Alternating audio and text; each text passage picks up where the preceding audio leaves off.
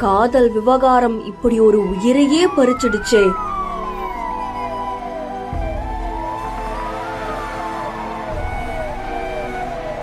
நண்பர்களுடன் சென்ற இளைஞர் பிணமாக திரும்பி வந்த சம்பவம்.